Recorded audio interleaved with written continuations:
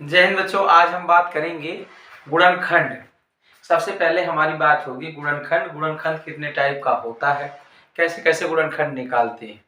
उससे भी पहले हमको जानना होगा कि फैक्टर और जो है मल्टीपल में क्या अंतर होता है। पहले ये हम समझते हैं किसे फैक्टर कहते हैं, किसे आपका मल्टीपल कहा जाता है। तो अगर हम बात करते हैं फैक्टर, तो फैक्टर का मतलब होता है आपका गुणनखंड। क्या होता है आपका गुणनखंड। और दूसरा चीज आपका आता है मल्टीपल। यहाँ पे क्या होता है मल्टीपल। मल्टीपल का मतलब हो जाएगा गुणन, या फिर जो है इसको गुणक बोलते हैं। तो यहाँ पे जो है अगर हम देखते हैं फैक्टर गुणनखंड क्या होता है, तो आप बताएंगे गुणनखंड आपका जो होता है किसी भी नंबर का, जिसका भी जिस नंबर का गुणनखंड आप निकालते हो वो पूरा पूरा नंबर क्या होता है उनके गुणनखंडों से कटना चाहिए।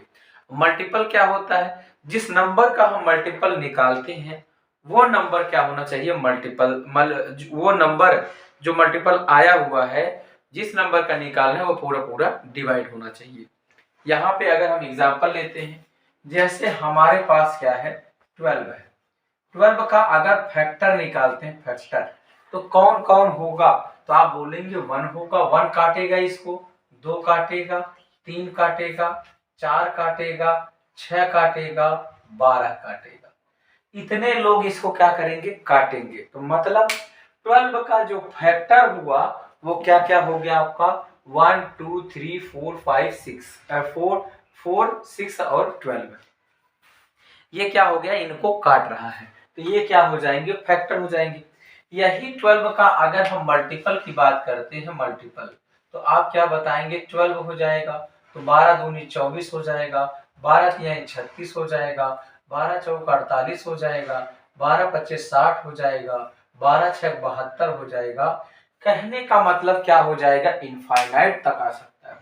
मतलब 12 के कर दें, के की वैल्यू 1 2 3 4 5 कर दें तो आपका क्या आ जाएगा मल्टीपल आता चला जाएगा। अब यहाँ पे आप एक चीज समझ पाए होंगे, किसी भी नंबर का मल्टीपल कितना होता है, कितने नंबर होते हैं, तो आप बताएंगे इनफाइनाइट नंबर होते हैं, अनंत हो सकते हैं। आप गुणा करते जाइए और आपको मिलता चला जाएगा, बिल्कुल आपका क्या होगा अनंत हो जाएंगे। अब यहाँ पे हम बात करते हैं कि फैक्टर जो होता है, फैक्टर किसी भी नंबर का क्या होगा फिक्स होता है। तो आपको यहाँ पता चलेगा कि फैक्टर क्या होता है फिक्स होता है। अब आपसे जब फैक्टर फिक्स होता है तो बच्चों यहीं से क्वेश्चन बनना स्टार्ट हो जाता है। फैक्टर जो आपसे पूछता है वो पूछता है कि बताइए नंबर ऑफ फैक्टर क्या है, कुल गुणनखंडों की संख्या क्या है, कुल समगुणनखंडों की संख्या पूछता है, कुल विषम गुणनखंडों की संख्या पूछता है, फिर इनका क्या पूछता है योग भी पूछता है। तो अब हम बात करेंगे यहाँ पे जो है फैक्टर और गुणनखंड की यहीं पे बात समाप्त होगी।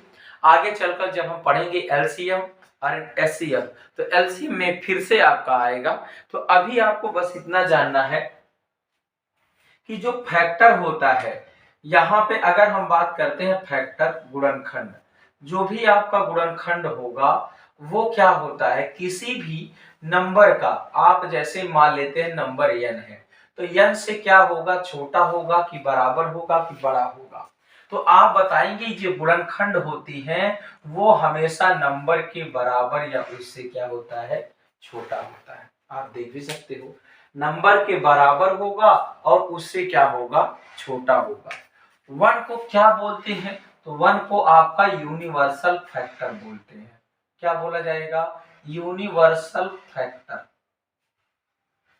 यूनिवर्सल फैक्टर का मतलब क्या हो जाएगा, एक जो है सभी संख्याओं को क्या करता है डिवाइड करता है।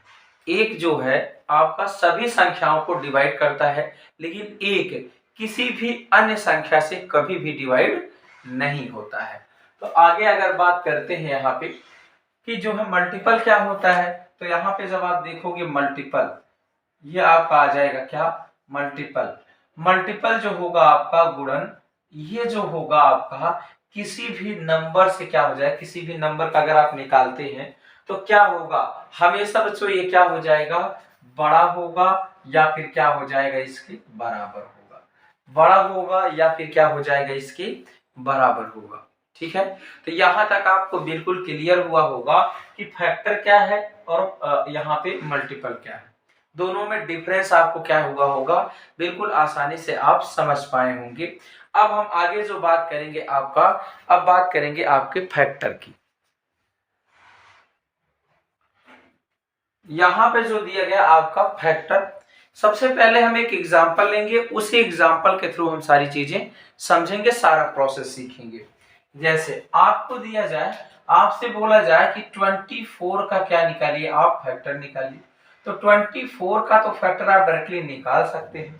कितना हो जाएगा आपका, 1 काटेगा, 2 काटेगा, 3 काटेगा, 4 काटेगा, 6 काटेगा, फिर इसके बाद आपका जो है 4 5 6 6 हो गया, फिर इसके बाद 8 हो जाएगा, 8 के बाद कितना आ जाएगा आपका, 12 हो जाएगा, 24 हो जाएगा। सबसे पहले आपसे जो क्वेश्चन पहला पूछा जाता है, वो पूछा क्या जाता है आपसे, नंबर ऑफ फैक्टर। ठीक है, कितना क्या पूछा जाता है, नंबर ऑफ फैक्टर पूछा जाता है। पहला क्वेश्चन आपका आता है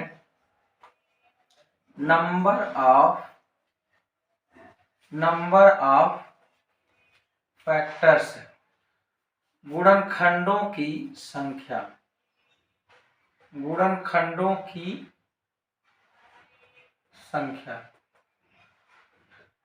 यहाँ पे जो है गुणनखंडों की संख्या निकालने के लिए सबसे पहले आप क्या करेंगे, प्राइम फैक्टराइजेशन करते हैं। किसी भी नंबर का क्या होता है, प्राइम फैक्टराइजेशन। प्राइम फैक्टराइजेशन का मतलब क्या हो जाएगा, अभाज्य गुणनखंड में तोड़ना, अभाज्य गुणनखंड में तोड़ना। अभाज्य गुणनखंड मतलब 2 3 5 7 ऐसे ही, मतलब अभाज्य संख्याओं की पावर में कन्वर्ट करना। तो अगर हम देखते हैं यहाँ पे आपका जो है पावर में, सबसे पहले ही आपका पहला प्रोसेस आपका यही होगा। यहाँ पे देखिए, जैसे अगर मान लेते हैं कोई नंबर है, यहाँ पे इसकी पावर 2 की पावर p है, 3 की पावर आपका क्या है, q है, और यहाँ पे 5 की पावर आपका r है। ऐसे बहुत सारा है, अभी मान लेते इतना ही है। तो ध्यान रखना है, नंबर ऑफ फैक्टर्स निकालने के लिए हम लोग क्या करेंगे, सब में 1 1 क्या करते हैं, ऐड कर देते हैं। जैसे यहाँ पे आपको देखना है तो क्या आ जाएगा, p + 1 आ जाएगा, इंटू यहाँ पे क्या आ जाएगा, q + 1 आ जाएगा, यहाँ पे क्या आ जाएगा आपका, r + 1 आ जाएगा। मतलब सभी में क्या कर देंगे, 1 1 ऐड कर देंगे, और आसानी से इसके बाद हम क्या कर देंगे, मल्टीप्लाई कर देंगे। दूसरा चीज जो बच्चों आपसे पूछा जाता है, वो पूछा जाता है नंबर ऑफ इवन फैक्टर्स, सम गुणनखंडों की संख्या, सम गुणनखंडों की संख्या आपसे पूछा जाता है। जैसे ही बच्चों सम गुणनखंडों की संख्या पूछी जाए, तो ध्यान ये रखना है, p का 1/p में से जो आपका दिया गया है सम कब मिलेगा, जब आप देखेंगे बच्चों, सम का मतलब होता है 2 का फैक्टर जब आएगा आपका बच्चों, तभी वो सम होगा। तो आपको क्या करना है, यहाँ से बच्चों 1 2 बाहर कर लेना है, 1 2 क्या करना है, बाहर कर लेना है। यहाँ पे कितना आ जाएगा आपका, तो आप बताएंगे 2 की पावर p - 1 आ जाएगा, इंटू 3 की पावर q, इंटू आपका 5 की पावर क्या हो जाएगा बच्चे, r हो जाएगा। फिर वही तरीका है कि सब में क्या कर दो, 1 1 ऐड करो। तो यहाँ पे जब करेंगे p - 1 + 1 हो जाएगा, इंटू क्या हो जाएगा आपका, q - 1 इंटू r - 1। सीधा सीधा आप बोल सकते हो कि यहाँ पे जो भी p है, p इंटू q + 1 इंटू क्या आ जाएगा, r + 1 आ जाएगा। यहाँ पे देखिए -1 + 1 खत्म हो जाएगा। तो हम बोल सकते हैं सम गुणनखंड अगर निकालने हैं, तो यहाँ पे डायरेक्ट p जो पावर है डायरेक्ट आप रख सकते हो। नेक्स्ट बात करते हैं, तीसरा जो आपसे पूछता है, वो पूछता है नंबर ऑफ ऑड फैक्टर्स। क्या पूछा जाता है आपसे, नंबर ऑफ ऑड फैक्टर्स, विषम गुणनखंडों की संख्या, विषम गुणनखंडों की संख्या। अब बच्चों हम बात करते हैं विषम गुणनखंडों की संख्या। तो एक चीज ध्यान रखना बच्चे, जब भी विषम गुणनखंडों की संख्या पूछा जाए तो हमेशा जब तक 2 रहेगा तब तक सम देगा, अगर 2 हट जाता है तो हमारा काम बन जाता है। तो यहाँ पे क्या करना, आपको 2 हटा दो, 2 की पावर ही क्या कर दो, आप हटा दोगे। तो यहाँ पे जैसे जो क्या बचा आपका, आप बताएंगे यहाँ पे क्या आ जाएगा, q+1 कितना आ जाएगा, q+1 इंटू आपका क्या हो जाएगा, r+1। तो यहाँ पे आपका q+1 r+1 आ जाएगा। यहाँ पे आप तुरंत इसका क्या कर दोगे, मल्टीप्लाई करके निकाल लोगे। अब हम बात करते हैं कि यहाँ पे जो आपका दिया गया 24, इसके बारे में हम लोग बात करते हैं। तो इसके बारे में अगर बात करेंगे तो जैसे n की वैल्यू, अभी हम n क्या ले लेंगे, आपका 24 ले लेंगे। इसमें आपको क्या करना है, 8 × 3 करना है। 8 × 3 का मतलब 8 3 24 कर लेंगे तो 2 की पावर 3 इंटू क्या आ जाएगा आपका 3 की पावर 1। अब देखिए हमने क्या बताया आपको, हमने ये बताया कि यहाँ पे क्या करना है आपका, देखिए सब में क्या कर दो बच्चों, 1 1 ऐड करके मल्टीप्लाई करो। तो 3 और 1 बच्चों यहाँ पे ऐड होगा, इंटू क्या हो जाएगा आपका 1 + 1 कितना हो जाएगा आपका 2। तो यहाँ पे देखिए 4 × 2 4 दूनी कितना आ जाएगा 8। तो बच्चों कुल जो फैक्टर है वो कितने हैं, 8 है। तो आप देख भी सकते हो 1 2 3 4 5 6 7 8 कितने फैक्टर हुए, 8 फैक्टर आपके निकल कर आ जाते हैं आसानी से। अगली बात करते हैं, सेम उसी तरीके से आपका दिया गया है कि यहाँ पे जो है बताइए कि इवन फैक्टर कैसे निकलेंगे। इवन का मतलब बच्चों यहाँ पे 3 है तो 3 डायरेक्टली रखोगे, इंटू बच्चों अगले में क्या करना है 1 + 1 कर दो। तो 1 + 1 कर देंगे, 3 गुणे कितना आ जाएगा 2, तो 3 दूनी कितना आ जाएगा 6। तो आप चेक करिए कि क्या 6 जो है इवन फैक्टर है। तो आप देखिए एक बच्चों ये हो जाएगा, एक ये हो जाएगा, 2 हुआ, 3 हुआ, 4 हुआ, 5 हुआ, 6 हुआ। बिल्कुल बच्चों आसानी से पता चल जाएंगे कि कितने हो गए आपके, 6 हो गए हैं। अगली बात करते हैं ऑड फैक्टर के लिए। ऑड फैक्टर की अगर देखते हैं हम लोग बात, तो मैंने क्या बताया था कि 2 को कैंसिल कर दो, तो एक बच्चों ये बचा है 1 + 1 कितना आ जाएगा आपका 2। तो आप क्या बताओगे, 2 आपके बच्चों क्या हो जाएंगे, ऑड फैक्टर हो जाएंगे। आप देख भी सकते हो वो विषम कौन कौन से हैं, 1 और 3 क्या हो जाएगा आपका विषम हो जाएगा। अच्छा अब बच्चे हम बात करते हैं कि ऐसा जो है +1 क्यों किया गया है। इसी बात बच्चों हमें पता लगाना है कि आखिरकार +1 क्यों हुआ। देखिए अगर इसको आपको पता लगाना है तो इसको आप लिखे रहिए। यहाँ पे क्या है बच्चों, 2 की पावर 3 है, कितना बच्चों 2 की पावर आपका 3 था। इसको बच्चों 0 से लिखना स्टार्ट करिए, 2 की पावर 0, 2 की पावर 1, 2 की पावर 2, 2 की पावर बच्चे 3। तो यहाँ पे कितना आ जाएगा, ऐसे बच्चों 0 से लिखोगे और जहां तक पावर है वहां तक आपको लिखना है। अगला देखिए 3 की पावर आपका 0, 3 की पावर क्या हो जाएगा 1 तक ही था। ठीक है, अब आप देख पाओगे कि यहाँ पे क्या हो जाएगा, यहाँ पे अगर हम देखते हैं सॉल्व करके पूरा आगे तक फर्दर तो क्या हो सकता है। तो आप बताएंगे बच्चों बिल्कुल इसी तरीके से इसको आगे जैसे ही बढ़ाएंगे आप, तो यहाँ पे कितना आ जाएगा 1, ये 2 एक नंबर बच्चों 2, 2 दूनी 4, 4 दूनी 8 ये आया। अगला देखिए आपका यहाँ पे बच्चों 1 और कितना हो जाएगा 3। अब आप गुणा करते जाएंगे बच्चों, 1 एक नंबर कितना आ जाएगा 1, 1 से करेंगे बच्चों कितना आ जाएगा 1 एक नंबर 1, 1 तिहाई कितना हो गया 3, 2 से करेंगे बच्चों 2 एक नंबर 2, 2 तिहाई 6, 4 से करेंगे 4 एक नंबर 4, 4 तिहाई 12, 8 से करेंगे बच्चों 8 एक नंबर 8, 8 3 24। देखिए बच्चों सारे फैक्टर वही निकल कर आएंगे, बिल्कुल निकल कर आएंगे। अब बात करते हैं यहाँ बच्चों काउंट करिए 1 2 3 4, यहाँ पे देखिए 4 बच्चों 1 बढ़ गया, पावर कितनी थी 3 थी, यहाँ 1 बढ़ गया। यहाँ बच्चों पावर 1 है, यहाँ 2 वैल्यू आ गई। बस यही यहाँ पे बच्चों क्या होता है, 0 की वजह से 1 बढ़ जाता है, क्योंकि एक 0 आता है बच्चों, 3 की पावर 0 1, मैंने बताया था 1 क्या है आपका यूनिवर्सल फैक्टर, इस वजह से आपका एक वैल्यू क्या होता है बढ़ जाता है बच्चों। आइए अब हम लोग देखते बच्चों, आपका नंबर लेते हैं कोई, यहाँ पे देखिए जैसे आपका नंबर दिया है बच्चों 360 है। कितना है बच्चों आपका 360 है। तो यहाँ पे अगर हम देखते बच्चों 360 कोई नंबर है, पहला आपसे पूछा जाए कि नंबर ऑफ फैक्टर बताइए बच्चों, नंबर ऑफ फैक्टर्स बताइए, नंबर ऑफ फैक्टर्स गुणनखंडों की संख्या।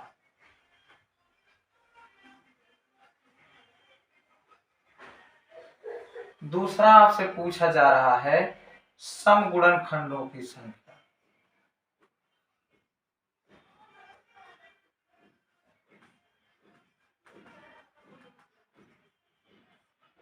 तीसरा आपसे पूछा जा रहा है विषम गुणनखंडों की संख्या।